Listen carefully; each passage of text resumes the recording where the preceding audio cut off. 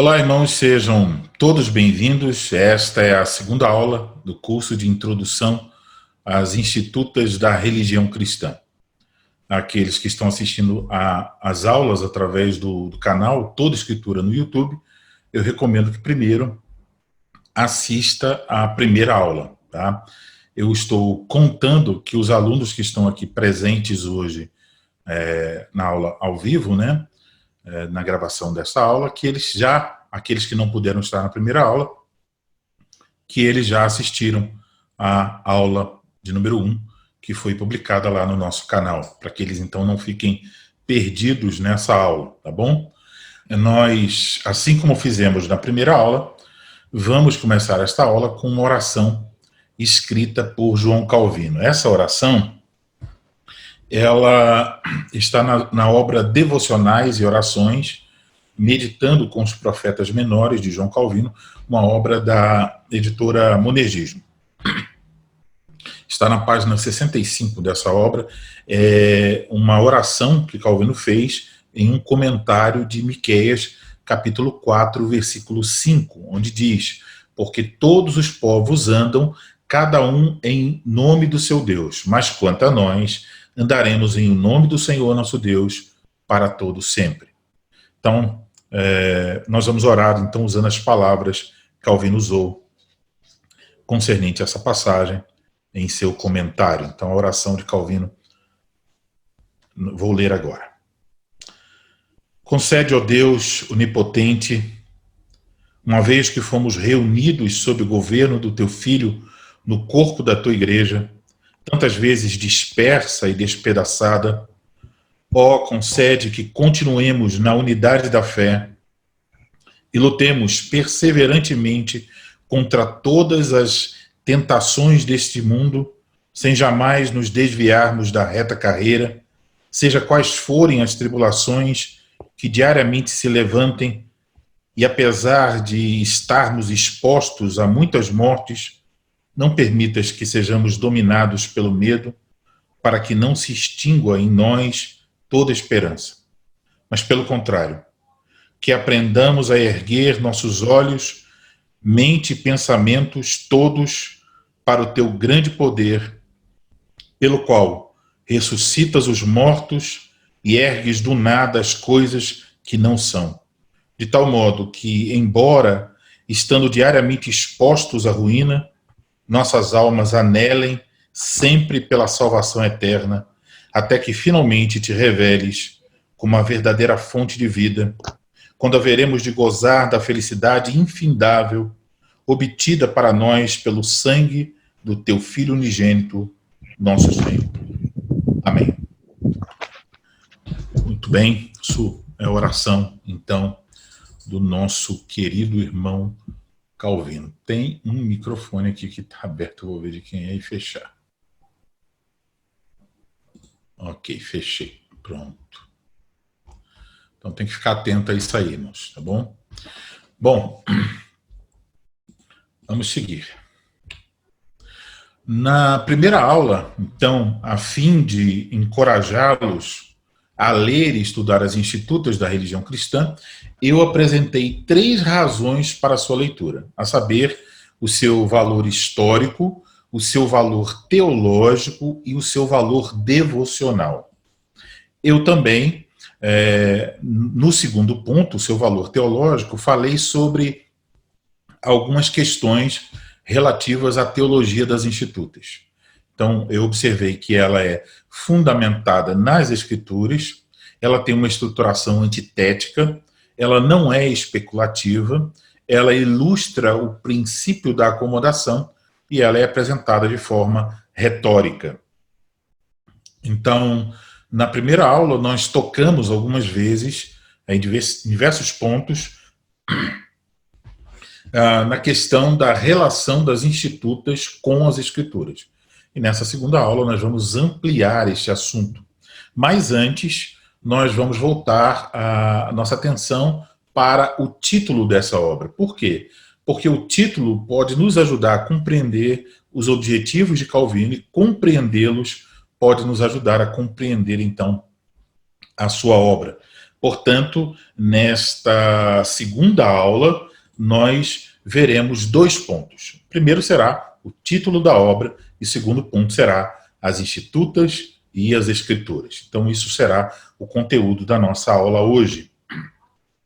De pronto, eu quero saber se ficou alguma dúvida sobre alguma coisa que alguém tenha pensado durante a semana sobre o que ouviu na semana passada ou sobre as coisas que eu acabei de falar. Eu vou olhar aqui se alguém está com a mão levantada. Se não tem ninguém com a mão levantada, nós prosseguiremos. Muito bem, ninguém com a mão levantada. Nós vamos seguir aqui para o primeiro ponto, o título da obra. Então, lemos Institutas da Religião Cristã. Religião cristã, bom, sabemos o que é. Mas quando falamos institutas, o que isso significa? O que esse termo significa? E aqui, então, eu me lembrei de algo importante. Uma das recomendações de Mortimer Adler, na sua obra Como Ler Livros, que eu espero que nós vamos ter um curso, né, nessa obra futuramente, é a seguinte, de que antes de realizar uma leitura analítica de uma obra, nós devemos fazer a sua leitura inspecional. A leitura inspecional, ela é como se fosse uma moeda, ela tem 2 lados. Por um lado, a leitura inspecional significa observar detalhes que às vezes nós desprezamos. Por exemplo, o título, o subtítulo, aquilo que geralmente está lá na orelha do livro, o endosso, também a introdução, o prefácio. Geralmente nós encontramos aí um resumo da obra feito por alguém ou também indicações do próprio autor do que ele deseja alcançar através daquela obra. E depois disso, recomenda-se então, a outra parte da leitura inspecional seria ler a obra como um todo de uma só vez, assim, o mais rápido possível, sem parar, sem procurar entender, apenas para ter uma ideia geral do que existe ali na obra, apenas para familiarizar-se com o conteúdo da obra. Isso é para uma leitura analítica, não é para todos os livros. Então, se você vai ler uma obra como essas, Institutas, merece uma leitura analítica, então mereceria esse tipo de tratamento. Então, quando nós olhamos para o título, que é um dos aspectos da leitura inspecional, e para o subtítulo da obra, isso pode nos ajudar, em muitos casos, em muitas obras, a obter uma ideia do objetivo do autor. E saber o objetivo do autor pode nos ajudar a compreender o conteúdo do livro. Então, veja, título e subtítulo vão nos levar ao objetivo do autor. E o objetivo do autor pode nos levar à compreensão da obra. No que concerne às institutas, esta é, então, uma informação importante a respeito do título. Então, de maneira geral, em relação às institutas, nós estamos familiarizados com o nome, né? Quem estuda pelo menos um pouco de teologia, sabe alguma coisa sobre a história da reforma ou sobre a fé reformada, sabe dessa obra, As Institutas da Religião Cristã. Tem muitas citações, né, dela nas redes sociais, então as pessoas de certa forma estão familiarizadas com o nome, porém não com o significado. Então é importante que nós saibamos. Então a primeira edição das Institutas, ela veio com esse título e com essas informações. O título é o primeiro parágrafo ali, então quando vocês estão observando, era um título bem grande. Depois nós vamos ver esse título aí, está conforme na obra da edição latina, né? Então está em latim.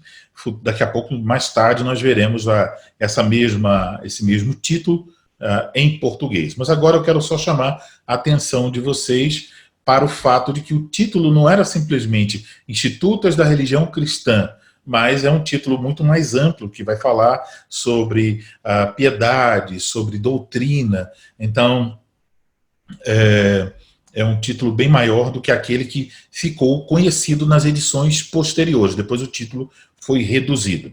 Então, aqui nessas informações em latim, nós temos o título, né, que vai até ali de Christiane até Editum.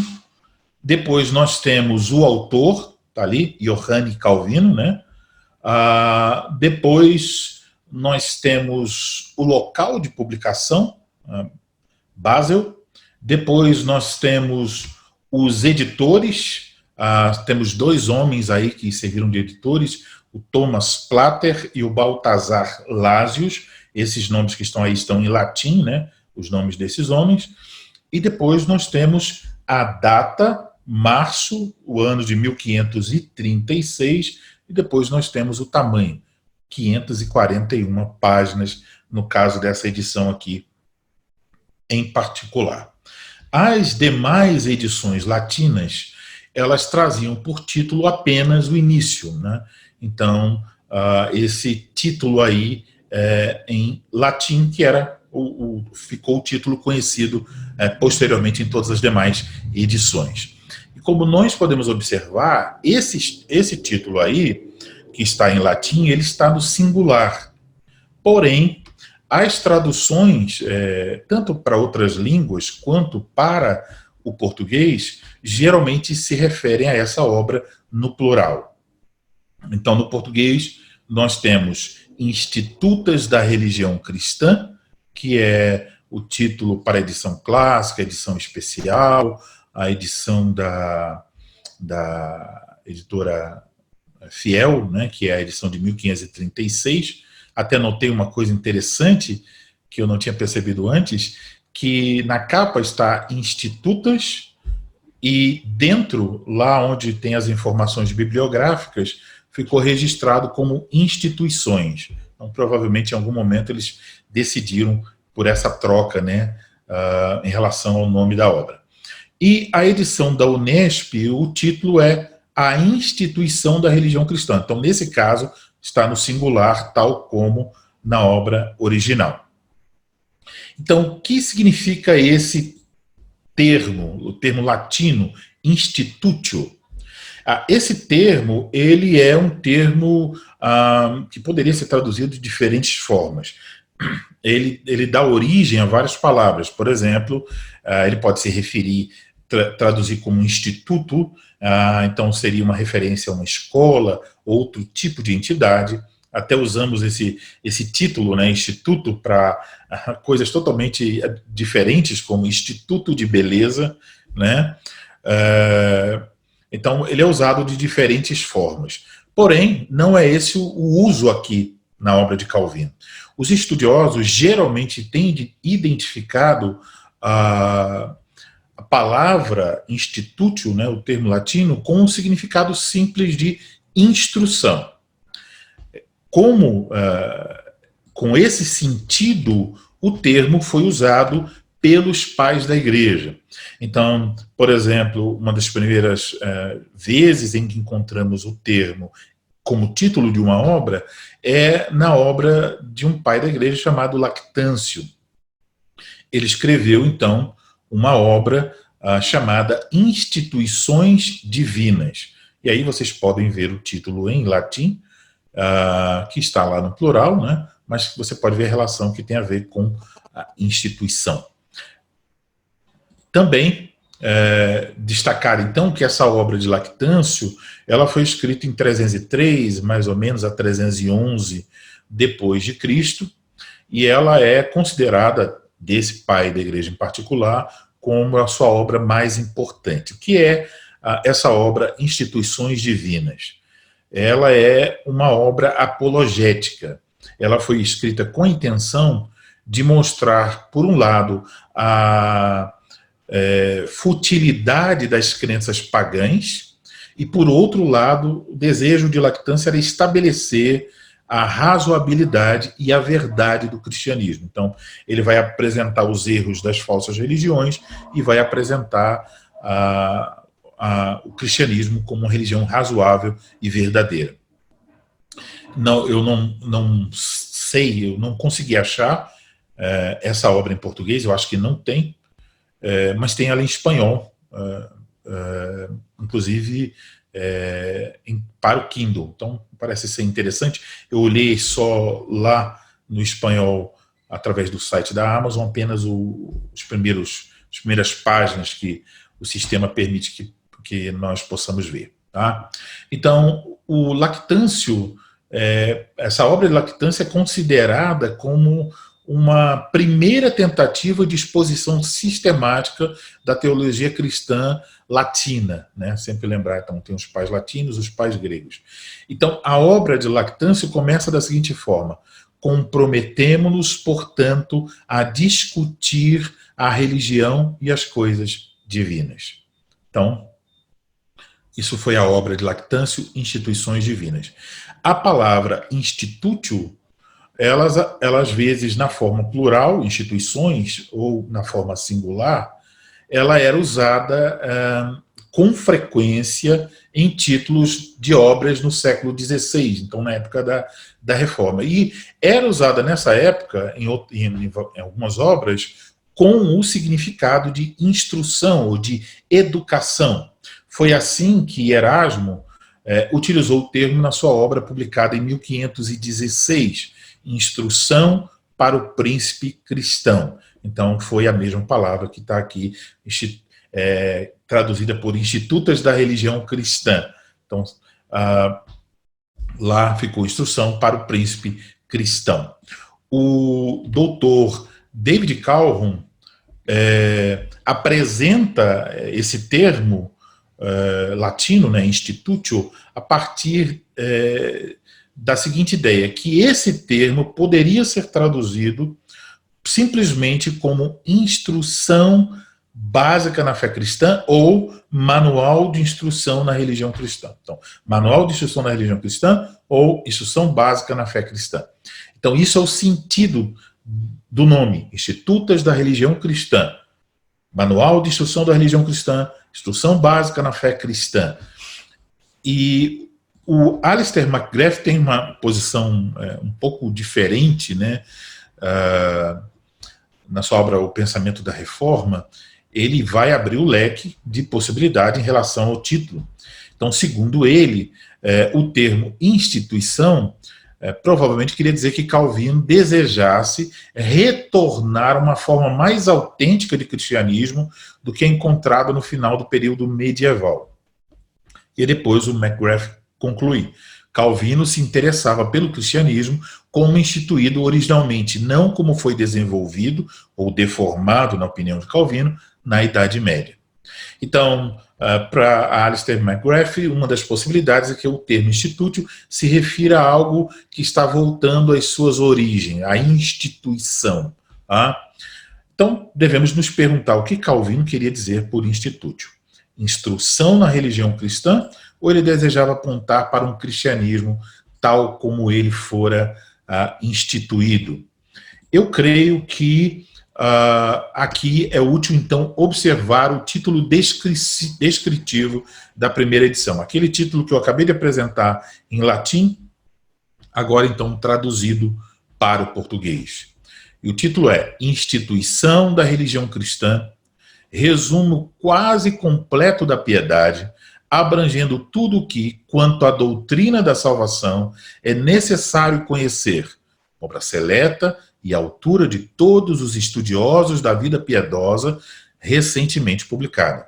Prefácio dedicado ao cristianíssimo rei da França, a quem este livro é oferecido no interesse de uma confissão de fé. Então, isso é o título da obra publicada, a primeira edição latina de 1536. É um título, como os títulos antigos, né? Ele era um título bem grande. Então, com base nessas palavras de Calvino, o Dr. Jacques Pannier, que é um estudioso de Calvino, ele ressalta: o título do livro diz bem qual é o seu objetivo. Então, para o Dr. Jacques Pannier, esse título descritivo, né, esse título enorme, ele já está descrevendo, então, aí o objetivo da obra. E aqui podemos concluir que o objetivo nos ajuda a entender o significado de institutio. Então, é o próprio Calvino que, em seu prefácio à edição de 1541, se refere às institutas como um sumário da doutrina cristã. E depois, no prefácio da edição de 1559, ele se refere à sua obra como a Suma da Religião, Portanto, nós podemos concluir que, apesar da obra de João Calvino ser um chamado ao retorno, de retorno ao cristianismo tal como ele foi instituído, o nome Institutas da Religião Cristã simplesmente quer dizer instrução na religião cristã. Este é o sentido desse título, tá bom? Então, assim terminamos o primeiro tópico da nossa aula, que é o tópico menor. Eu falarei mais sobre o outro assunto, mas eu espero que vocês tenham entendido, né, o significado do título, tem uma noção, né, do que está aí como pano de fundo desse título e como ele pode nos ajudar a compreender o objetivo de Calvino aqui em sua obra, principalmente quando nós formos agora para o nosso segundo ponto. Então, dúvidas? Vou ver aqui se tem alguém com alguma dúvida.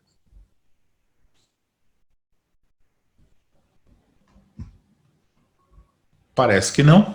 Todos estão quietos. Vamos seguir. Então, esse vai ser um ponto maior agora. Então, próximo tópico, segundo tópico, as institutas e as escrituras. Então, na primeira aula, eu fiz várias referências sobre a relação das institutas com as escrituras. E agora, nós vamos aprofundar um pouco mais este assunto, porque isso pode nos ajudar a entender o que Calvino está tentando fazer nas institutas. Então, a primeira coisa para a qual eu quero chamar a sua atenção é para o fato de que Calvino estava ciente de seu chamado singular para servir como doutor na Igreja de Cristo. Então, eu observei em meus estudos que vários estudiosos estão mencionando isso, que Calvino tinha essa consciência do seu papel na história, a sua compreensão de como ele deveria servir a igreja, como um doutor da igreja, alguém que estava ensinando a sã doutrina, alguém que estava ajudando a formar novos pastores.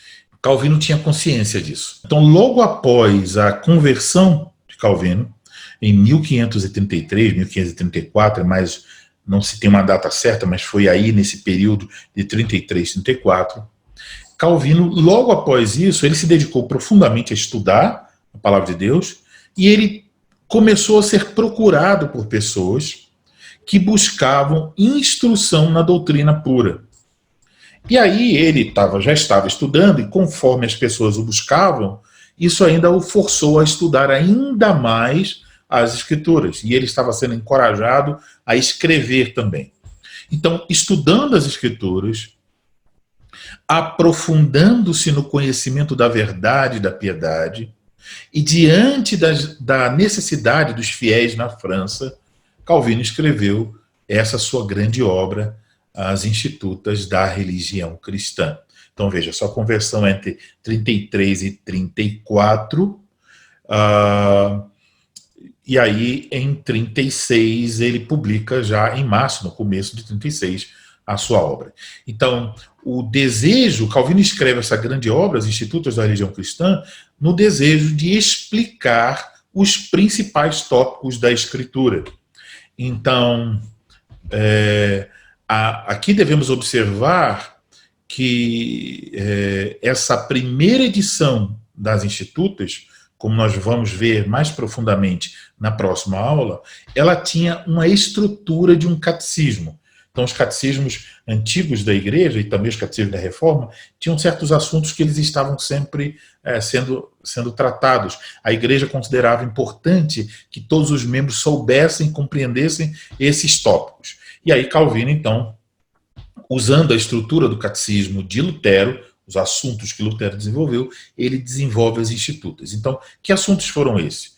Explicações sobre o quê? Sobre o credo apostólico, os 10 mandamentos, a oração do Senhor, os sacramentos, os falsos sacramentos e a liberdade cristã. Então, isso foram 6 capítulos que Calvino desenvolveu na sua primeira edição das Institutas em 1536. Mas, como salienta o estudioso de Calvino, o Dr. David Hall, Após elaborar o Catecismo de Genebra, em 1537, Calvino, a partir então da segunda edição das Institutas, 1539, dirigiu-se mais especificamente aos estudantes de teologia que se preparavam para o ministério do que, como ele tinha feito a princípio, aos demais leitores. Então, segundo os estudiosos, a edição francesa de 1541 e as edições francesas posteriores, ela foi direcionada às pessoas mais simples. Então, a edição francesa, ela não é meramente uma tradução da edição latina. Ela tem o mesmo conteúdo, e foi tendo o mesmo conteúdo das institutas conforme cada edição, né? E o desenvolvimento das institutas, mas ela tinha, então, o mesmo conteúdo, só que com economia de certos assuntos eles não eram colocados, certas citações não eram feitas. Por exemplo, ele não ficava mencionando tanto os pais da igreja, ele foi mais objetivo, procurou ser mais claro. Então a ideia é a seguinte: a edição francesa, então estava na língua do povo, a quem Calvino esperava ajudar, ela tinha o objetivo de alcançar todas as pessoas simples, o homem do campo, todas as pessoas, todos os franceses pudessem entender o ensino da palavra de Deus, a doutrina pura, a doutrina cristã. E por outro lado, a partir de 1539, a edição em latim, e deve lembrar, o latim era o idioma falado pelos acadêmicos, né? Então uma pessoa que estudava, ela poderia conversar com alguém de qualquer outro país da Europa, naquela época, falando latim. Então era a língua que as pessoas produziam suas obras. Então alguém escrevia um livro, não escreveria no seu idioma, escreveria em latim para que outros estudiosos pudessem ler. Então, Calvino deixou a edição francesa dirigida ao povo, numa linguagem mais simples, tirando uma parte ou outra, mas não a essência da doutrina, e continuou, por sua vez, com a edição em latim, direcionada principalmente para a instrução dos candidatos ao ministério da palavra. Então, isso é um ponto importantíssimo para que nós possamos entender, porque o que nós temos aqui em mãos, e nós vamos ler, se Deus assim o permitir, é a edição de 1559, a edição que visava os candidatos ao Ministério da Palavra. Então, ela tem mais substância, porque ela deveria ser usada para o treinamento desses homens. Então, isso é uma informação importante para que nós sejamos capazes de compreender essa obra de João Calvino. Então, o outro fato que nós devemos destacar aqui é que, então, tanto a edição em latim quanto a edição francesa, elas foram se desenvolvendo, né?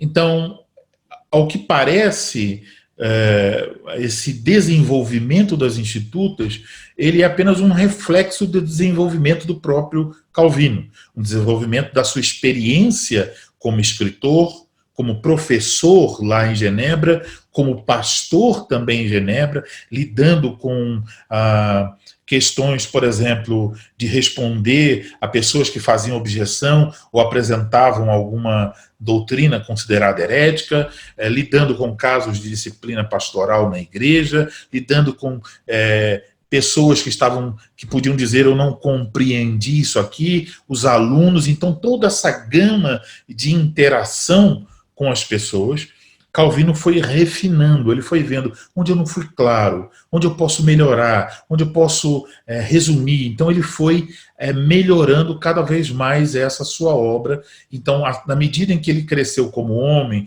como escritor, como teólogo, como pastor, isso ficou evidente em seus escritos e também fica evidente na sua biografia. Então você vai notar, desde a primeira edição em latim, 1536, até a última edição em latim, 1559, nós podemos ver esse crescimento de João Calvino como escritor, teólogo e pastor. Então, sabemos que este crescimento ele tem relação do trabalho dele como professor, como pastor, ouvindo as pessoas, respondendo suas dúvidas, lidando com falsos mestres, lidando com questões de disciplina eclesiástica, situações pastorais, etc. Mas a principal razão para o crescimento de Calvino, e podemos dizer a principal razão para a evolução ou desenvolvimento das institutas, é o fato de que Calvino aprendeu mais na escola do Espírito Santo. Isso, essa expressão, escola do Espírito Santo, é uma expressão que o próprio Calvino usava para referir-se às Escrituras. Por exemplo, no livro 3, capítulo 21, na seção de número 3, aí na edição clássica, lemos o seguinte: pois a Escritura é a escola do Espírito Santo, na qual não se deixa de pôr coisa alguma necessária e útil de se conhecer, nem tampouco se ensina nada mais além do que se precisa saber. Calvino falou essas palavras no contexto que ele estava tratando sobre a predestinação. Então ele diz, a Escritura nunca deixou de nos dar alguma coisa útil. Então se está na Escritura, você pode saber, é útil. Todavia a Escritura nunca nos dá nada além daquilo que nós precisamos saber. Não está na Escritura, é porque Deus decidiu que nós não soubéssemos. Mas veja, eu quero chamar a sua atenção para o fato, ele chama a Escritura de a escola do Espírito Santo. E é um termo muito interessante. Isso quer dizer que o Espírito Santo, conforme o próprio Calvino disse, é o melhor mestre. E esse mestre, que é o Espírito Santo, ensina através das Escrituras. As Escrituras são a escola do Espírito Santo. Através dela, o Espírito Santo nos ensina. E é por isso que Calvino desejou explicar e aplicar toda a Escritura. Além das institutas, ele escreveu diversos outros tratados teológicos. Ele também escreveu um dos maiores comentários bíblicos escritos por um único homem. Então, os comentários bíblicos de Calvino reúnem 45 volumes com mais de 400 páginas cada um. E esse amplo material, estamos falando só dos comentários, sem contar as aulas e sem contar os sermões. Esses comentários bíblicos de Calvino vieram das suas aulas. Então, por exemplo, em relação ao Antigo Testamento, ele escreveu comentários sobre o Pentateuco, sobre os 5 primeiros livros da Bíblia, né? Sobre Josué, sobre Salmos, sobre Isaías, sobre vários outros profetas. Além disso, foram preservadas as suas preleções sobre todos os profetas e pregações nos livros de Jó, 1 Samuel, 2 Samuel, nos quais ele pregou de forma ininterrupta. Em relação aos livros do Novo Testamento, ele comentou todos os livros, com exceção de 2 e 3 João e o livro do Apocalipse. Então temos o comentário de Calvino, as aulas para os candidatos ao ministério da palavra e temos as pregações. Calvino pregava o Novo Testamento 2 vezes aos domingos, geralmente pela manhã e à tarde. Às vezes, aos domingos, ele pregava também no livro de Salmos. E ele pregava todos os dias da semana, pela manhã, em quinzenas alternadas, né? Então, ele pregava uma quinzena e na outra, em semanas alternadas. Ele pregava uma semana, sim, e na outra semana, não.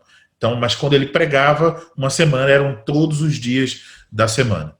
Estimou-se, então, que Calvino pregou cerca de 4.000 sermões durante toda a sua vida, dos quais foram preservados apenas 1.500 sermões. Esses sermões eles foram registrados pelas pessoas que estavam na igreja, havia pessoas que estavam tomando nota de cada coisa, né, das principais palavras de Calvino, e nas aulas eram os seus alunos.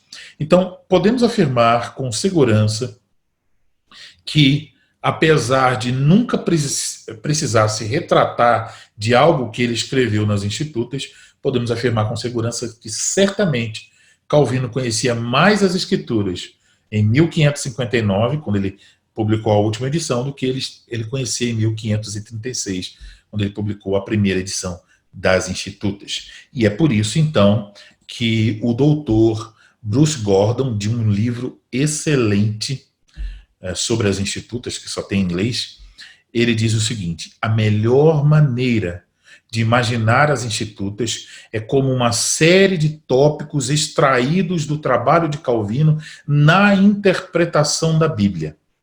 O fluxo sempre foi das Escrituras para o livro.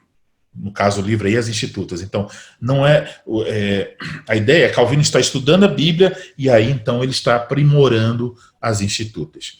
O Dr. Bruce Gordon também nos diz o seguinte: as Institutas pertenciam a um corpo maior de escritos que incluía os volumosos comentários bíblicos de Calvino, onde pode-se argumentar que seu coração realmente estava. As Institutas e comentários deveriam ser lidos lado a lado. Ambos forneceram interpretação da palavra de Deus de maneiras diferentes, mas complementares. Os comentários seguiam o grão do texto bíblico e explicaram o significado das palavras, enquanto as Institutas oferecem instruções na doutrina encontrada nas Escrituras. A carta de Calvino ao leitor nos lembra seu desejo irresistível de interpretar a palavra de Deus. Ele tinha um relacionamento íntimo com o livro, mas esse livro era a Bíblia. Então, alguns estudiosos destacam que Calvino sentiu, em algum momento, que o trabalho de sua vida deveria ser escrever comentários de todos os livros da Bíblia. Isso era o desejo de Calvino. E ele trabalhou, ele perseguiu esse alvo durante toda a sua vida, com todas as suas forças.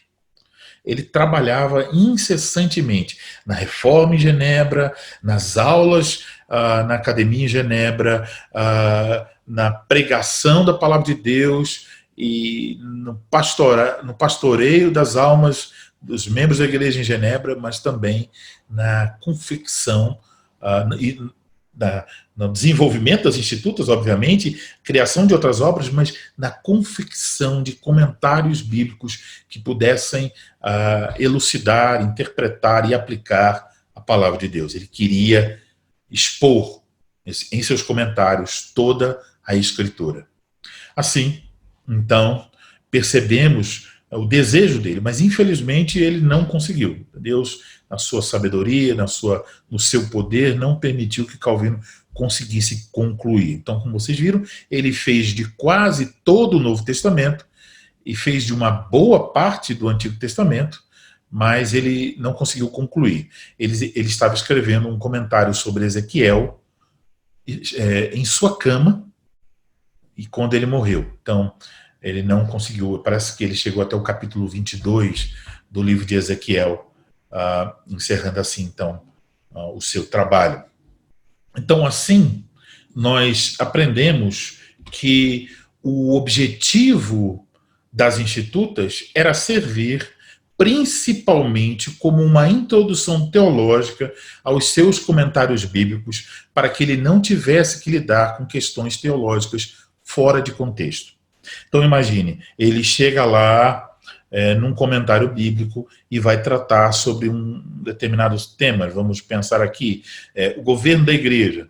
Então ele menciona isso, mas então ele pode remeter o estudante da Bíblia e dizer, olha, você pode aprender o que a Bíblia diz em outras partes sobre este assunto lá nas Institutas. Então, você poderia ler o comentário, mas quando você tem que lidar com questões teológicas dentro daquele texto, ele não tem que abandonar a explicação do texto, explicar a questão teológica para voltar. O que ele faz? Ele simplesmente pode dizer, bom, leia as Institutas, né? Ou as pessoas entenderam isso, que deveriam, nesse caso, ler as Institutas. Geralmente ele diz assim, em outro lugar eu escrevi sobre isso. No caso, outro lugar aqui é as Institutas. Então, eu quero que vocês guardem bem esse ponto, porque é o ponto, um dos pontos-chave para entender as Institutas.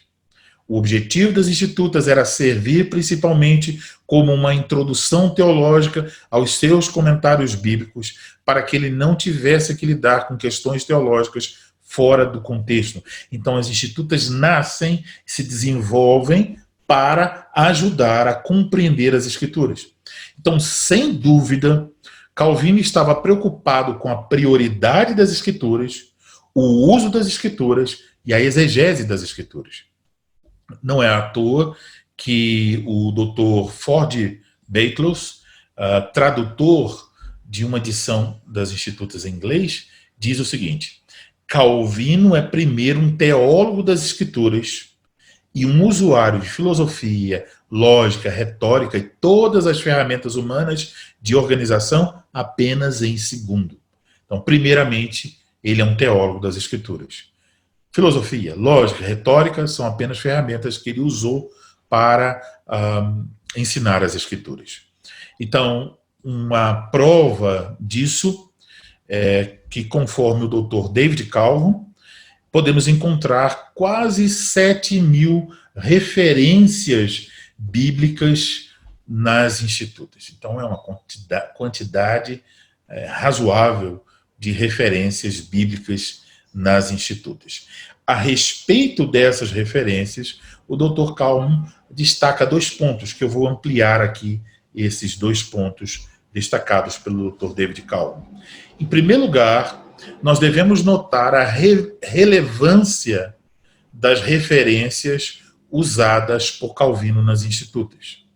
Ou seja, Calvino não faz como alguns autores que lançam uma multidão de referências bíblicas para provar a sua posição, referências que às vezes não têm relação real com o tema abordado. Isso é um caso muito comum em revistas de escola dominical, né? Então vem lá e não sei o que, aí vem 10 referências bíblicas. Se você vai ler, vai procurar compreender aquilo no seu contexto, percebe que muitas delas não estão apontando naquela direção que o autor está querendo demonstrar. Então, é superficial. É como se o autor tivesse ido só a uma enciclopédia, a uma concordância bíblica, olhou todas as vezes que determinada palavra aparece e joga ali sem saber, sem fazer exegese, sem saber se no grego ou no hebraico realmente é assim, o contexto, não tem nada, ele só joga. Então, isso é muito comum em livros, em revistas dominical, né, na internet. Então, nesse particular, nós podemos dizer que Calvino era como se fosse um cirurgião.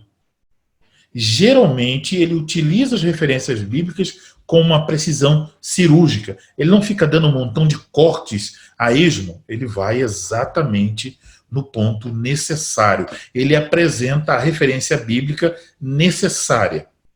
Eu separei aqui alguns exemplos.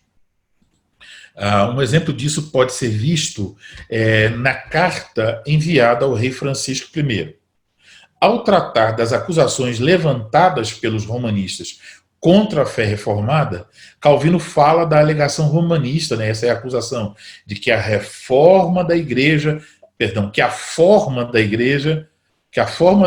seja sempre aparente e esplendorosa, e que a igreja seja sempre mostrada com o dedo. Então isso era o que os romanistas estavam dizendo: olha, a igreja tem aparência, a igreja pode ser mostrada com o dedo. E vocês aí, estão dizendo que vocês são a igreja? Cadê?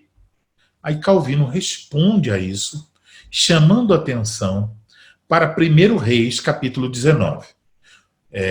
Primeiro versículo 14, onde lemos as palavras de Elias ao Senhor. Diz assim: ele respondeu: tenho sido em extremo zeloso pelo Senhor, Deus dos exércitos, porque os filhos de Israel deixaram a tua aliança, derribaram os teus altares, e mataram os teus profetas à espada. Eu fiquei só e procuram tirar minha vida. Depois, Calvino cita o versículo 18, onde o Senhor responde a Elias: também conservei em Israel 7.000, todos os joelhos que não se dobraram a Baal e toda a boca que não o beijou. Veja, Elias imaginava que ele estava sozinho, que apenas ele foi preservado. Ele não tinha visão dos demais que Deus estava preservando, mas Deus diz: eu preservei 7.000. Com esses textos, Calvino mostra claramente que no tempo do profeta Elias, a igreja não era aparente, não era esplendorosa e não podia ser apontada com o dedo. Então veja, uma citação apenas, ele refuta completamente, é um trator passando por cima da alegação de que a igreja sempre se mostra esplendorosa e sempre pode ser apontada com o dedo. Calvino diz: não, veja aqui não podia. Então não é sempre que a igreja pode ser apontada com o dedo. Então, com esses textos, Calvino deixou claro, refutou a acusação romanista. Um outro exemplo da relevância das referências bíblicas usadas por Calvino, ainda, né, na carta, é que Calvino está lidando, então, com outra acusação, na mesma carta ao rei Francisco I. Os romanistas diziam que a pregação reformada estava promovendo tumultos e contendas, geralmente relacionando os reformados da França com os anabatistas. Calvino menciona, para responder a isso, 1 Reis, capítulo 18, versículos 17 e 18, para mostrar que Elias também tinha sido acusado por Acabe. Então veja a passagem. Vendo, disse-lhe: és tu o perturbador de Israel? Então Acabe disse para Elias: és tu, ó perturbador de Israel? Respondeu Elias: eu não tenho perturbado a Israel, mas tu e a casa de teu pai, porque deixastes os mandamentos do Senhor e seguistes os Balaíns. Então, com essa citação bíblica, Calvino está mostrando que a perturbação acontece não quando se prega a verdade, mas quando se segue pelo caminho de desobediência e idolatria. Quando alguém segue pelo caminho de desobediência e idolatria, isso é o que promove tumulto, isso é o que perturba. Aí é a perturbação da igreja, né? E não quando se está pregando a verdade. Então, veja, de novo, uma citação simples, mas tão clara, tão objetiva, que responde à acusação, de novo, um rolo compressor. Pá! Quem é o perturbador? É quem não obedece os mandamentos e quem está vivendo a idolatria. No caso, os romanistas. Então, podemos reunir muitos outros exemplos como esses, que mostram a capacidade de Calvino apresentar referências bíblicas relevantes para aquilo que ele está dizendo, a precisão dessas referências.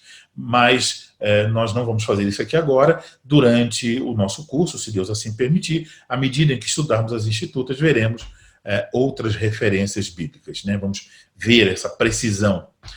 Um outro ponto que eu também quero destacar, ainda sobre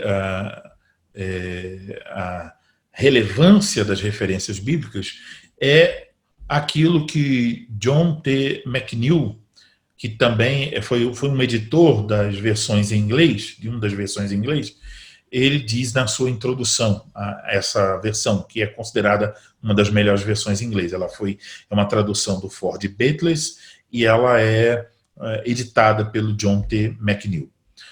Esse homem, então, disse: a prontidão de Calvino em aplicar passagens das Escrituras sobre cada ponto de argumento é surpreendente e talvez nunca tenha sido superada. Então, um estudioso de Calvino chegando a essa conclusão. Em segundo lugar, nós devemos também, no que diz respeito às referências bíblicas, notar a boa exegese de Calvino em seu uso das escrituras nas institutas. Ele geralmente faz uso das referências bíblicas com base em uma boa exegese, uma exegese bem feita. Sobre a capacidade exegética de Calvino, Lyndon Duncan escreve o seguinte: Calvino foi o melhor exegeta na história do cristianismo.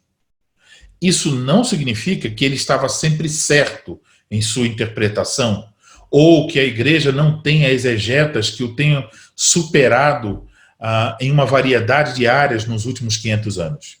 Mas quem, entre os teólogos, pode concorrer com ele em abrangência, exatidão e concisão na interpretação bíblica?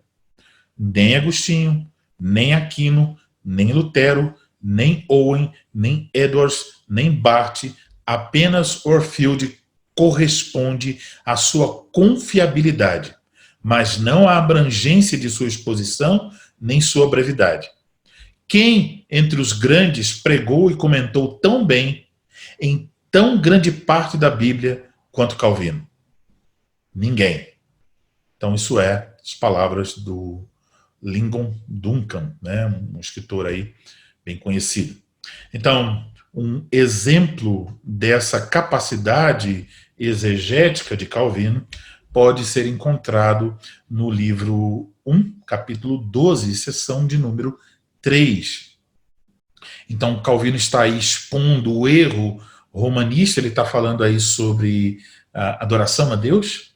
Então, ele está expondo o erro dos romanistas no que diz respeito àquela tentativa de diferenciar dulia de latria. Então, dulia e latria, dois termos que estão aí na sua forma latina, mas são termos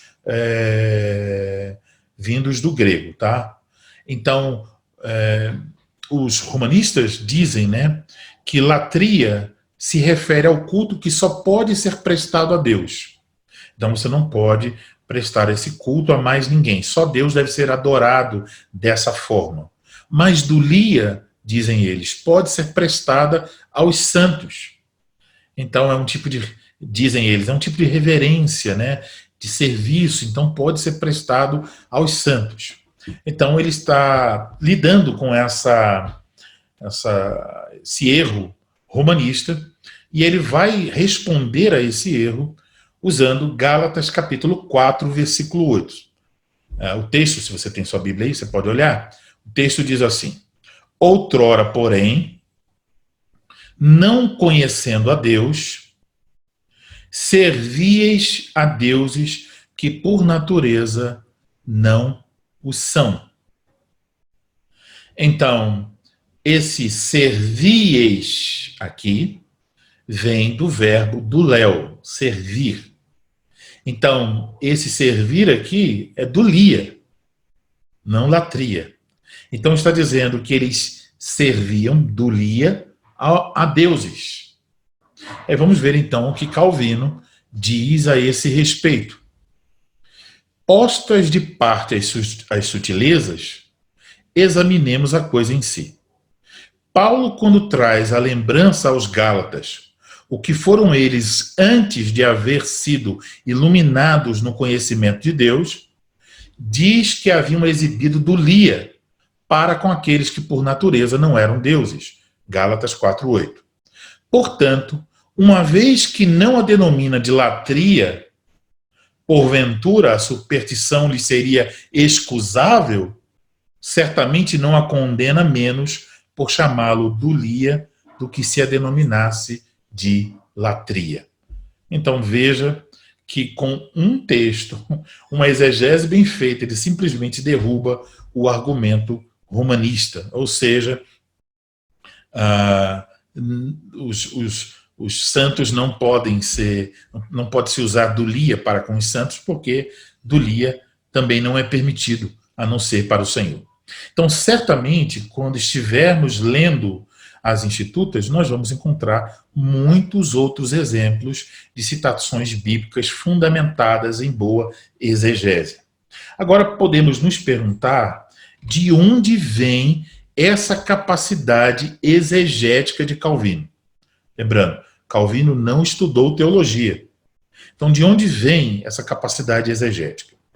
Os estudiosos costumam concordar que, pela providência de Deus, o fato de Calvino ter estudado direito em 2 universidades na França contribuiu para que ele aprendesse a abordar o texto diretamente, interpretá-lo dentro de parâmetros linguísticos e históricos de seu contexto, então aplicá-lo. Então, o que ele aprendeu estudando direito, no que diz respeito à interpretação de um texto, era possível usar, pelo menos em parte, essa capacidade de interpretar um texto seguindo os parâmetros linguísticos, a questão histórica, a questão do contexto, então aplicar esse determinado texto.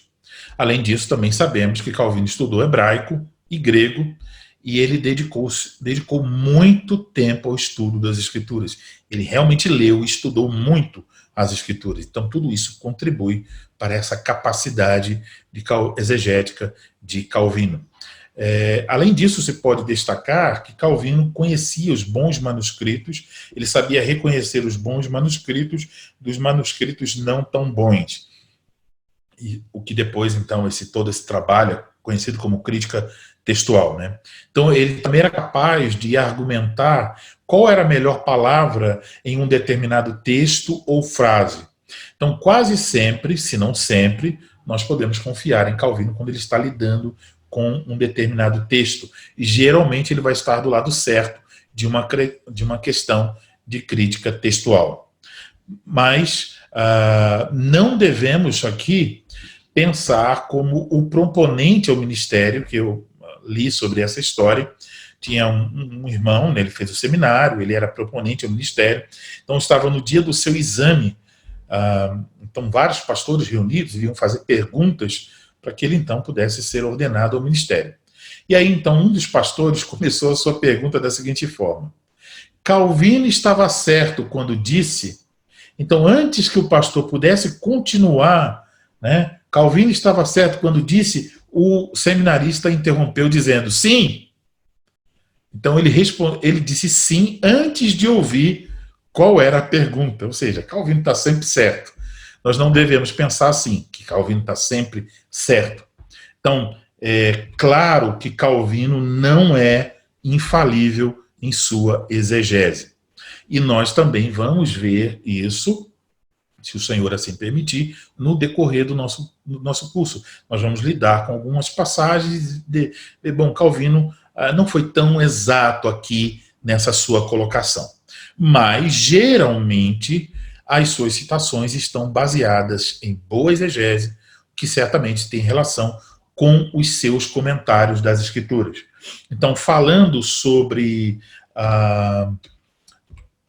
as Institutas, o Alistair McGrath diz: Calvino desejava fornecer essencialmente um comentário doutrinário das Escrituras, permitindo que o leitor das Escrituras tenha acesso direto ao seu significado autêntico. Portanto, o objetivo de Calvino era de que as Institutas se tornassem um guia à Escritura. Então, as Institutas deveriam servir como um guia à Escritura.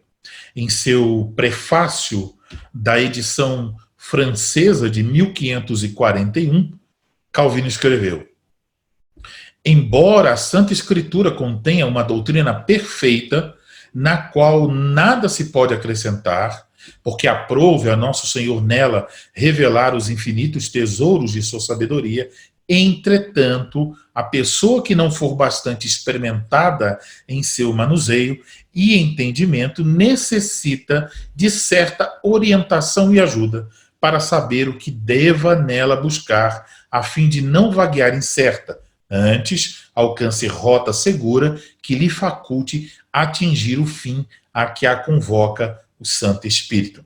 Note o seguinte: a doutrina que encontramos nas Escrituras é perfeita. Por isso não se pode acrescentar a ela. Mas ele diz, pessoas não experimentadas no manuseio da Escritura e no entendimento das Escrituras, essas pessoas precisam de certa orientação e ajuda. É essa ajuda que Calvino ofereceu através das Institutas e depois através de seus comentários. Então, o exposto acima é ainda mais latente no que se refere aos candidatos ao ministério da palavra. Por isso, na sua mensagem ao leitor, na edição de 1559 das Institutas, Calvino escreve sobre seu propósito.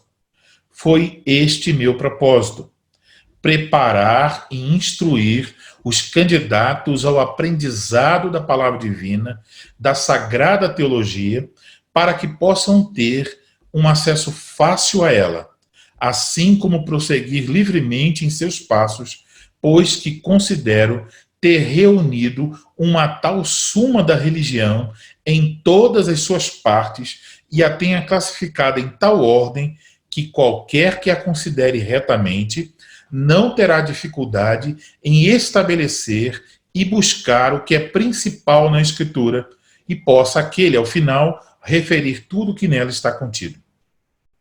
Portanto, veja, Calvino destaca que o que ele quer mostrar é aquilo que é principal na Escritura. Ele organizou um sumário do que a Bíblia ensina sobre vários tópicos. Portanto, aquele que se dispõe a estudar as Institutas, seja um candidato ao ministério ou não, deve ter como objetivo final o estudo da própria Escritura. Então, observe, nesse caso, as Institutas são um meio para se alcançar um objetivo maior. Ela é uma suma da religião, a religião que é revelada nas Escrituras.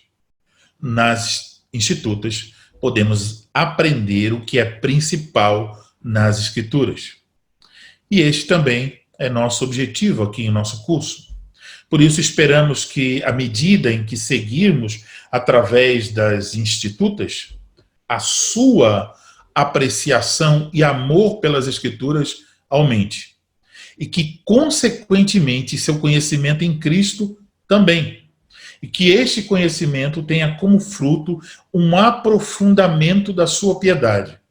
E que tal piedade redunde na glória do nosso Deus bendito. Esse, então, perceba, é o objetivo do verdadeiro conhecimento bíblico: glorificar a Deus. Então, entenda o seguinte: a teologia que não nos leva à adoração e à piedade, ela não merece este nome. Portanto,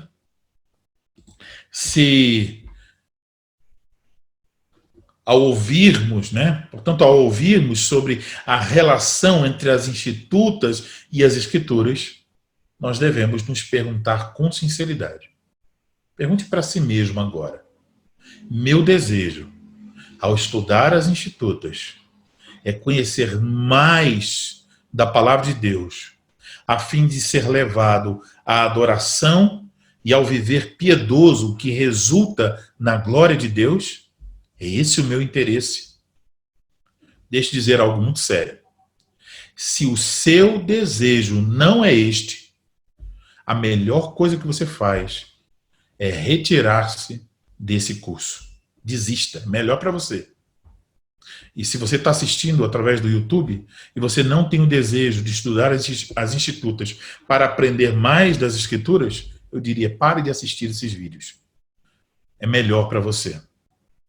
Então, agora, porque se o seu desejo não é crescer em conhecimento, em temor, em amor, em obediência a Deus, então perceba, se o seu desejo não é esse, então talvez você só tenha uma curiosidade e um desejo especulativo que procedem de um coração orgulhoso. E isso não glorifica a Deus. Pense sobre isso. Examine seu coração e ore a esse respeito. Agora, por outro lado, se você possui o desejo sincero de crescer no conhecimento de Deus e nos seus frutos, permita-me oferecer algumas instruções que podem ser úteis à medida em que nós avançarmos através das institutas. Isso vale para o estudo das institutas, mas podemos dizer, vale para todo estudo teológico. Primeiro, comece sua leitura e estudo com oração. Entenda, mesmo que seja uma oração pequena, o importante é que o seu coração se dobre antes de ler e estudar a respeito de Deus. Eu diria o seguinte: faça do seu estudo teológico um momento de devoção a Deus, em que o seu coração, os seus desejos, o seu intelecto, tudo está prostrado diante de Deus. Você quer aprender mais sobre Ele, mas você faz isso com um coração humilde, manso. Então, que seu estudo teológico seja um momento de sua devoção a Deus. E acredite, fazer isso é uma mudança de perspectiva enorme em seus estudos.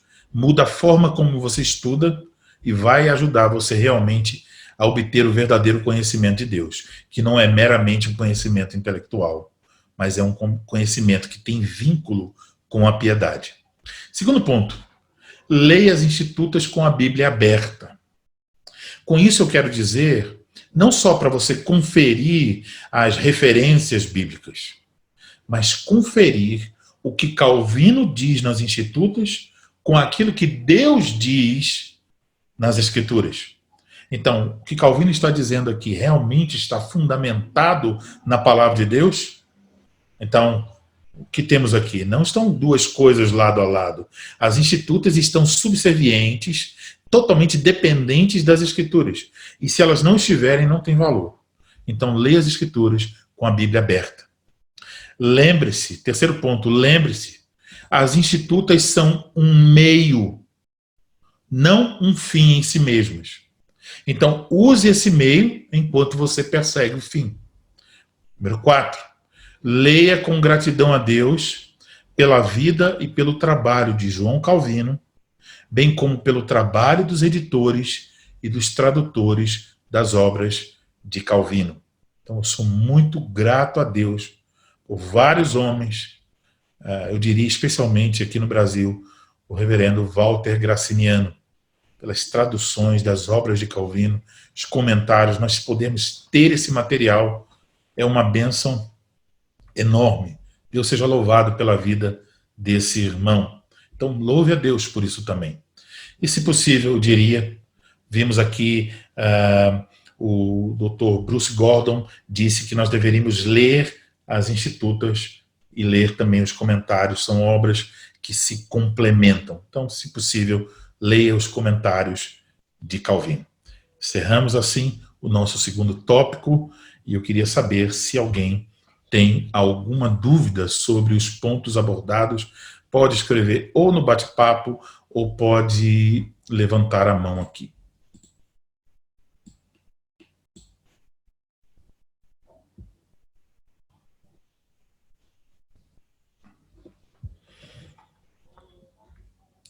Rapaz, nenhuma dúvida. Será que tem alguém aí?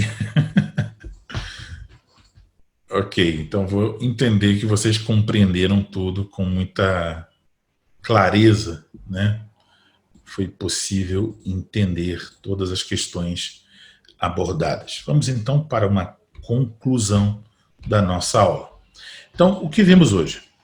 Aprendemos primeiro sobre o título da obra, Institutas da Religião Cristã, que significa instrução na religião cristã. Isso seria a forma mais básica para esse nome. Depois aprendemos sobre a relação entre as institutas e as escrituras. E observamos que Calvino desejava comentar toda a escritura. O objetivo de Calvino nas institutas era que as institutas servissem principalmente como uma introdução teológica aos seus comentários bíblicos, para que ele não tivesse que lidar com questões teológicas fora do contexto. E nas referências bíblicas que encontramos nas institutas, se destacam duas coisas. Em primeiro lugar, observamos a sua relevância. Em segundo lugar, a sua precisão exegética. Então, isso aí é um pequeno resumo, né, dos principais pontos que observamos na nossa aula de hoje. Eu vou colocar aqui na tela agora a bibliografia. Vou passar brevemente, são 2 páginas de bibliografia. Eu estou tendo, com essas aulas, o privilégio de reformular, né? Eu já dei essas aulas, mas eu estou reformulando, ampliando. Estou me sentindo quase como Calvino nas suas ampliações. Mas é um pedaço da cutícula de Calvino fazendo um trabalho aqui. Então, eu estou tendo o privilégio de aprender mais, estudar mais, também depois de, acho que, sei lá, uns 5 anos que eu tinha feito a primeira vez, então eu posso agora ter mais entendimento sobre algumas coisas e novos livros, né, eu podia adquirir, então voltei agora a estudar esse assunto. Tem muita coisa. Veja, quando eu trago aqui na aula esses pontos, eu estou garimpando aquilo que eu achei que seria mais relevante colocar aqui, mas tem muitas outras informações que estão na parte de baixo do iceberg, tá? Então, isso são algumas obras consultadas, aí a segunda página da bibliografia. Esse primeiro livro ali, em inglês, é um livro que eu espero que um dia publique em português. É um excelente livro sobre as institutas. Tá? Esse escritor aí, o Dr. Bruce Gordon. Então, estão aí essas obras indicadas na nossa bibliografia. Então, mais uma vez aqui, bate-papo, ninguém teve dúvidas. E também aqui ninguém teve dúvidas. Então, muito obrigado, irmãos, vocês que participaram da aula ao vivo. Muito obrigado às pessoas que estão assistindo a essa série de vídeos através do nosso canal, no YouTube, canal Toda a Escritura. Obrigado a vocês por tudo, pelo apoio, pelas orações, né, por todo aquilo que vocês procuram ajudar, divulgar o trabalho também. Deus seja louvado por isso. Tá? Também dizer que eu devo gratidão à editora Cliri, está apoiando também esse trabalho, apoiou por muitos anos o meu trabalho lá em Recife, também pelas publicações da Cliri, as obras de Calvino estão sendo publicadas também, né? Então temos as 2 principais editoras publicando obras de Calvino, são Fiel e Cliri, também tem as Institutos da Cultura Cristã.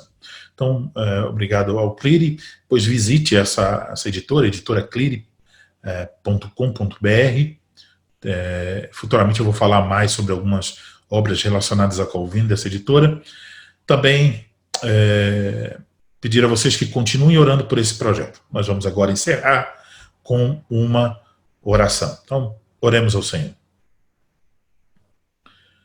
Ó Senhor Deus, nesse momento nós queremos te louvar, bendizer o teu nome e te agradecer por tão grande misericórdia revelada naqueles tempos da Reforma, usando este homem, João Calvino, um homem imperfeito, um homem cheio de doenças, um homem que enfrentou muitas lutas, mas um homem que realmente amava a tua palavra, que desejou ensiná-la, pregá-la, instruir novos pastores, fazer com que sua mensagem ficasse clara para as pessoas mais simples, e que ofereceu a nós tantos recursos que podem nos ajudar a compreender a tua palavra.